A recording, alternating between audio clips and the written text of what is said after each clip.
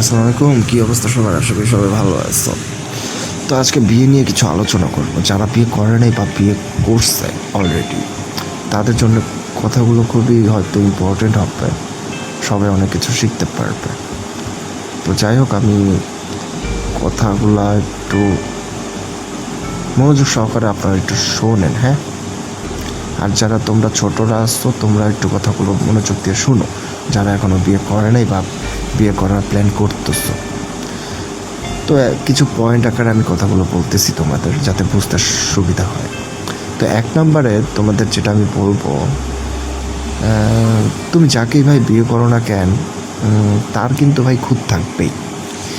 নিখুঁত কোনো মানুষ মানব ইতিহাসে ভাই জন্মায় নাই।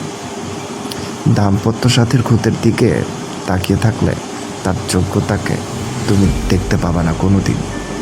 কিছু পুরুষ মানুষ আছে, মানে ওয়াইফের খুঁতের দিকে ভাই অনেক খুঁতখুঁতানি থাকে, মানে হাজব্যান্ডের, যে আমার ওয়াইফের এই প্রবলেম কেন, ওই প্রবলেম কেন, এই বদ অভ্যাসটা কেন, এই যে কিছু কিছু খুঁতগুলা খোঁজা শুরু করে না ভাই, এই জিনিসটাই খুব খারাপ। তো তোমার যদি এই বদ অভ্যাস থাইকা থাকে, সংসার তোমার জন্য না, টোটালি না। তো 2 নম্বরে চলে যায়। প্রায় প্রত্যেক মানুষেরই কিন্তু ভাই ওই যে জিনিসটা অতীত, এই জিনিসটা ভাই অনেকেরই ভাই মানে মনে গাইথা যায়। মানে যদি কখনো কেউ শোনে না যে আরে আমার ওয়াইফের তো অতীতে এত সমস্যা ছিল, এই ছিল সেই ছিল, বদনাম ছিল, কত কিছু পাল ছাল। তো যাই হোক, মানে বলতে চাচ্ছিলাম যে প্রায় প্রত্যেক মানুষেরই ভাই অতীত গল্প আছে, যেটা আমি বুঝাইতে চাইতেছি আপনাদের। অতীত গল্প কিন্তু আমারও আছে ভাই, আপনারও আছে, তাই না? তো ভালো মন্দ মিলিয়েই তার অতীতের ইতিহাস, তাই না? দাম্পত্য সাথীর অতীত নিয়ে ঘাটাঘাটি করলে দাম্পত্যের বর্তমানকে ভাই হারায়া ফেলবা তুমি। তাই অতীত নিয়ে বেশি ঘাটাঘাটি করো না। তোমার এই বদ অভ্যাস যদি ভাই থাইকা থাকে না, সংসার তোমার জন্য না। তো 3 নম্বরে আমি বলি, প্রত্যেক দাম্পত্যই বিভিন্ন সমস্যার ভাই মুখোমুখি হবে রোজই ভাই, প্রতিদিনই কিন্তু একটা না একটা প্রবলেম হবেই হাজব্যান্ড ওয়াইফের মধ্যে। যেমন দাম্পত্য ভাই ফুল বাগানও নয়, যুদ্ধক্ষেত্রও নয়, লাভ ম্যারেজ বা অ্যারেঞ্জ ম্যারেজ যেটাই হোক না কেন, যে প্রক্রিয়াতেই সংসারটি তৈরি হোক না কেন, নির্দিষ্ট কিছু সমস্যা কিন্তু ভাই থাকবেই। প্রক্রিয়ার দোষ নয় এটা আসলে, ঠিক আছে? দাম্পত্য জীবনই ভাই এরকম, সমস্যা থাকবেই। এই সমস্যাগুলোকে দুইজনে মিলে সমাধানে এগিয়ে যাওয়াটাই কিন্তু দাম্পত্য প্রেম ভাই, ঠিক আছে? দাম্পত্য সমস্যায় পরস্পরকে দোষারোপ বা দাম্পত্যের অপমান, এই দোষারোপগুলো যদি কেউ কাউকে করে, বা একটা হাজব্যান্ডের সাথে ওয়াইফের যদি ঝগড়া লাগে, তো একজন আরেকজনকে যদি দোষারোপ করতে থাকে, সংসার কিন্তু টিকবে না। দাম্পত্য সমস্যায় সংসার সাথীকে আসলে আপনার লাইফ পার্টনারকে দোষারোপ করার বদ অভ্যাসটা যদি আপনার থাকে আর কি, সংসার ভাই তোমার জন্য না। প্রত্যেক দাম্পত্যই কিন্তু আলাদা, তাই না? 4 নম্বর পয়েন্টটা আসছে, হ্যাঁ, 4 নম্বরে বলতেছি আপনাদের, প্রত্যেক দাম্পত্যই আলাদা, তাই না? নিজের সংসার আছে, এক একজনের কিন্তু এক একটা সংসার আলাদা। তো নিজের সংসারের সাথে অন্য সংসারের তুলনা করো না, কিন্তু কোনো সংসারে কিন্তু ব্যর্থ নয়। প্রত্যেক সংসারই নিজের যোগ্যতার সফল আর কি। তারা নিজেরা আর কি সংসারটাকে টিকিয়ে রাখে সফল করার জন্য। তো এক এক সংসারে এক একভাবে কিন্তু লাইফ পার্টনাররা এফোর্ট দেয়। অন্যের সংসারের ওই যে জেলাসিগুলা সুখ ভাইবা নিয়ে নিজের সংসারকে অসুখের আখড়ায় পরিণত করো না ভাই। ওই যে অন্যের সংসার দেখা জেলাসি ফিল করবা যে ওই সংসারটা কত ভালো, ওদের কত টাকা পয়সা, ওরা কত এনজয় করে, ওরা কত ভালো খাবার খায়, এই করে সেই করে, বাইরে ঘুরতে যায়, লাইফ স্টাইলটা ওদের এত সুন্দর। এইসব জেলাসি ফেলাসি কইরা না, মানে নিজের সংসারে না আগুন লাগায়েন না ভাই। যাই হোক, এই অন্যের সংসার নিয়ে জেলাসি করার এই অভ্যাসগুলো, এই বদ অভ্যাসগুলো যদি আপনাদের বা তোমাদের যদি থাইকা থাকে আর কি, সংসার ভাই তোমার জন্য না রে ভাই। তো 5 নম্বরে আমি বলি, সংসার আসলে করার সিদ্ধান্ত নেওয়ার অর্থ হইল তুমি তোমার জীবন থেকে সংসার বিরুদ্ধ ভাবনা ও অভ্যাসগুলি চিরতরে কিন্তু বর্জন করার সিদ্ধান্ত নিচ্ছ। ঠিক আছে, কিছু কিছু বদ অভ্যাস তোমার থাকতে পারে, কিছু কিছু খারাপ অভ্যাস থাকবে যেগুলো বিয়ের আগে থাকে, কিন্তু বিয়ে করা মানে কিন্তু সবগুলো বর্জন করা। কেউ কেউ কিন্তু বলে যে আমি কখনো চেঞ্জ হব না, আমি কিন্তু এইসব স্বভাব কিন্তু আমি চেঞ্জ করতে পারবো না, যদি মন চায় বিয়ে করবো, না করলে নয় করে ঢং। তো যাই হোক, তো উল্লেখিত আমি কিছু সংসার বিরুদ্ধ অভ্যাসগুলোর কথা বলতেছি আমি। যেমন 1 নম্বরে মূর্খতা, 2 নম্বরে উশৃঙ্খলতা, তো 3 নম্বরে শৃঙ্খলাহীনতা, ডিসিপ্লিন যেগুলোর মধ্যে নাই আর কি। তো 4 নম্বরে হচ্ছে পরচর্চা, 5 নম্বরে পরশ্রী কাতরতা, আর 6 নম্বরে তৃতীয় পক্ষের কথায় বিশ্বাস। অনেকে কিন্তু করে, তৃতীয় পক্ষের কথা শুনে না নিজের সংসারে ঝামেলা করে। তো 6 নম্বরে হচ্ছে অলস্য বা আলস্য, ঠিক আছে। তারপরে অশ্রদ্ধা, প্রেমহীনতা, ভাষার বাজে ব্যবহার। অনেকের কিন্তু বাজে ব্যবহার আছে, অনেক বাজে বাজে ব্যবহার করে, গালি দেয় কথায় কথায়, হ্যাঁ, মুখ খারাপ করে, এগুলো করা যাবে না। যেমন তারপর বিশ্বাসের সাথে প্রতারণা, যেমন অনেকে কিন্তু বিশ্বাসের সাথে প্রতারণা করে। বিশ্বাসের সাথে প্রতারণা কীভাবে করে সেটা একটাই করে, বিয়ের পর পরকীয়াতে ছড়ানো, বা বিয়ের আগেই রিলেশনে আছে, হ্যাঁ, সেখানে পরকীয়া করে বসছে বা পরকীয়া করতেছে, থার্ড পার্সনের সাথে কথা বলতেছে। হাজব্যান্ড নাই, তো হাজব্যান্ডের পিঠ পিছনে তো অনেক মেয়ে কিন্তু পরকীয়া লিপ্ত হয়ে যায়। তো হাজব্যান্ড যখন বাসায় আসে তখন আগেই বয়ফ্রেন্ডে বলে দেয়, বা মানে সেই যার সাথে আর কি পরকীয়াটা করে, যে হাজব্যান্ড এই টাইমে আসবে তখন কথা বলতে পারবো না। তো এরকম পরকীয়া যারা করে আর কি, তারা কিন্তু বিশ্বাস ভাঙে, হ্যাঁ। তো এই বিশ্বাসের ভাঙা বা প্রতারণা কিন্তু করা যাবে না। আরেকটা আছে পারস্পরিক আলাপের অনীহা। অনেকের মধ্যে কিন্তু পারস্পরিক আলাপের অনীহাটা কিন্তু থাকে, মানে সংসার করে হাজব্যান্ড বাসায় আসে কিন্তু ভালো মতো কোনো কথা বলে না, কি প্রবলেম হইতেছে না প্রবলেম হইতেছে কোনো কিছু কিন্তু ভাই শেয়ার করে না। এই জিনিসটা কিন্তু খারাপ। সব কিছুরই কোনো প্রবলেম হলে শেয়ার করতে হবে। তো যাই হোক, তো উল্লিখিত বদ অভ্যাসগুলোর পরিত্যাগ করতে না পারলে ভাই সংসার তোমার জন্য না। বুঝা গেছে? তো 6 নম্বরে আমি বলি, নিখুঁত দাম্পত্য জীবন বইলা কিছু নাই ভাই, রেডিমেড সংসার বইলাও কিছু নাই, শর্টকাট দাম্পত্য সুখ বইলা কিছু নাই। সংসার অর্থ দুইটা মানুষের একই মাত্রার পারস্পরিক শ্রদ্ধাবোধ, বিশ্বাস, প্রেম এবং উভয়ের সর্বোচ্চ শ্রমের সমষ্টি।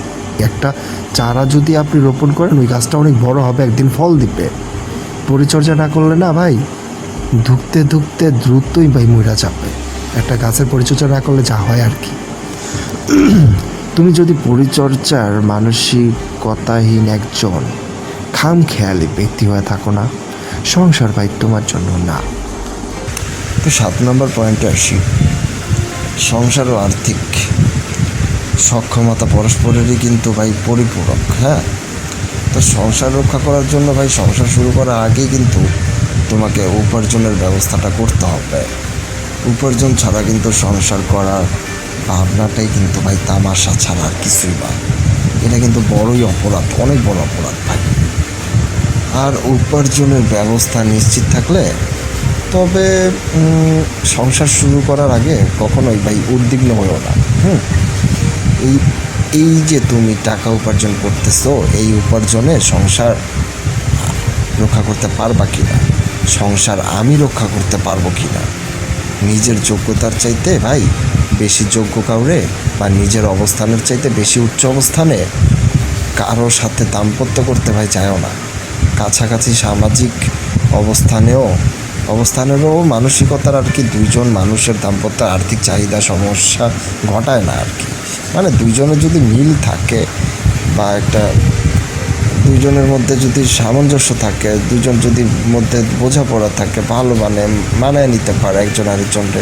মনে করা একটা আমি 10,000 টাকা ইনকাম করি, সাপোজ 20,000 টাকা ইনকাম করি, ওই টাকার মধ্যে যদি সংসারটা মানায় নিতে পারে তোমার ওয়াইফ, তো তাহলে তো কোনো সমস্যাই নেই, তাই না? তো এইরকম যদি হয় তাহলে তোমরা বিয়ে করো ভাই, আর এরকম যদি না হয় তাহলে ভাই বিয়ে করার দরকার নেই, ঠিক আছে? খাজনার চাইতে বাজনা যদি বেশি হয় পরে সমস্যা হয়। সংসার মানেই ভাই আর্থিক বিবেচনা, এবং সংসার মানেই ভাই ঝুঁকি নেওয়ার একটা চ্যালেঞ্জ। এই ঝুঁকি নেওয়ার সাহস যদি না থাকলে, মানে যদি না থাকে আর কি, সংসার তোমার জন্য না ভাই। যেমন 8 নাম্বার একটা পয়েন্ট বলি, প্রেম ভালোবাসাহীন সংসার কিন্তু একটা অভ্যাস। এই অভ্যাস এক সময় পরিণত হয় দাসত্ব ও মালিকানায়। এই পরিস্থিতির নামই কিন্তু চুক্তি। এই চুক্তির বাজারে পরিণত হইতে বেশি সময় লাগে না ভাই, বাজারেই থাকে গণিকালয়। অর্থাৎ প্রেম ভালোবাসাহীন সংসার চুক্তিভিত্তিক গণিকা বৃত্তি মাত্র, ঠিক আছে, একটা বোঝাপড়া মাত্র আর কি। তো এইসব সংসারের ভাই ডিভোর্স না হওয়া মানে এই না যে এরা ভাই সুখী, কারণ ডিভোর্স ভাই সবসময় কাগজ কলমে হয় না। ডিভোর্স মূলত আরম্ভ হয় মনে, এবং চিরকাল ভাই মনের ভিতরেই এই ডিভোর্স ঘৃণার সাথে রয়ে যায় অধিকাংশ ক্ষেত্রে। তুমি যদি প্রেমহীন হয়ে থাকো, সংসার তোমার জন্য না। মানে কাউকে যদি ভালোবাসা বিয়ে করতে না পারো, তাহলে বলবো সংসার তুমি করো না, বিয়েও করো না। যদি কাউকে ভালোবাসতে পারো তাও তবেই বিয়ে করো, নয়তো বিয়ে করার কোনো দরকার নেই।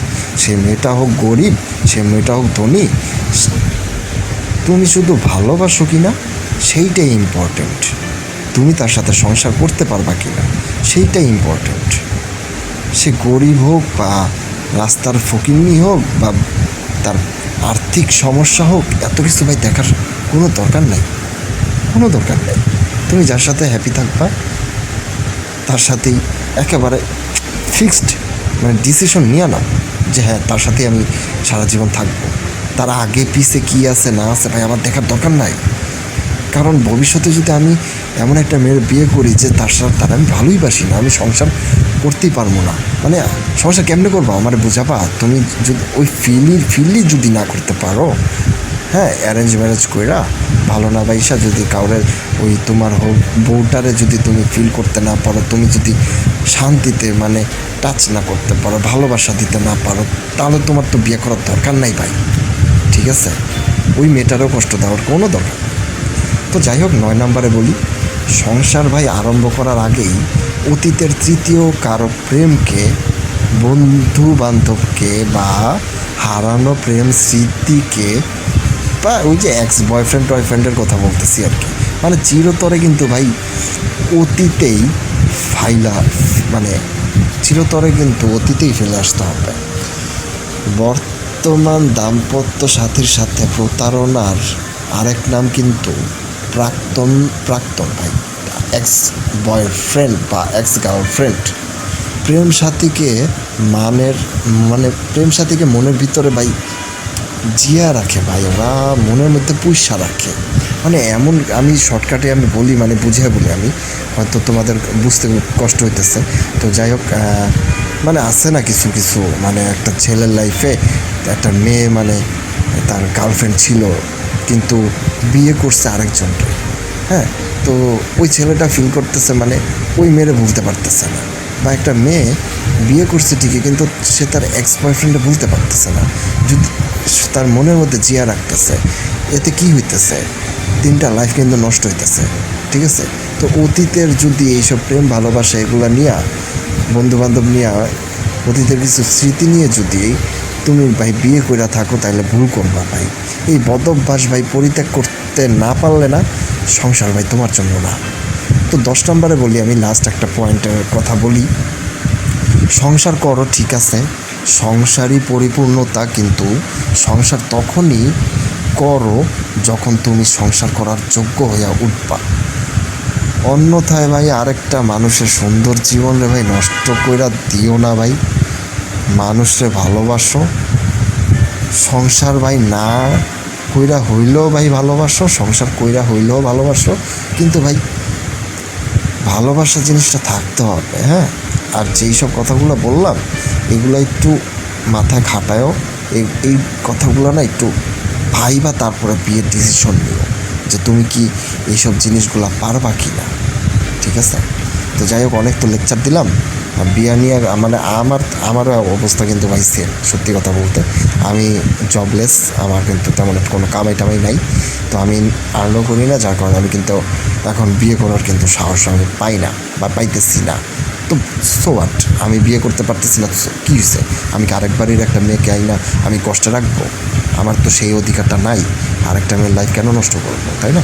আমার যদি যোগ্যতাই না থাকে একটা বউরে পালার, বা তাহলে তো আমার বিয়ে করে লাভ নাই কোনো, তাই না? তো এটাই তোমাদের বুঝাইতেছি আর কি। তো যোগ্যতা যদি না থাকে ভাইয়া একটা মেয়ের পালার বা একটা মেয়ের ভরণ পোষণ করার বা সংসার করার, করো না ভাই বিয়া, ঠিক আছে?